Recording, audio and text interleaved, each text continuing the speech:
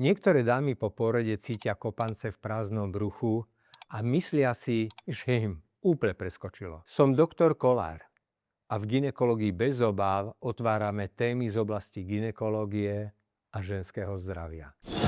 Volá sa to fantómové pohyby a deje sa to nie malému počtu žien po pôrode. Dokonca sa to môže diať i po prerušení tehotenstva.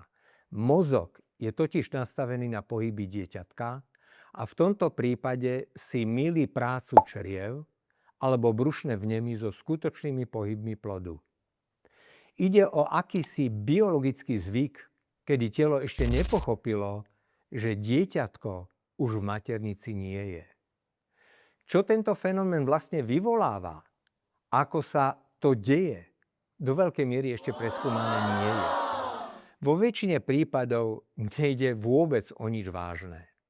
Dámy, v prípade, že je ale tento stav sprevádzaný bolesťou alebo krvácaním, určite to treba konzultovať s vašim gynekologom.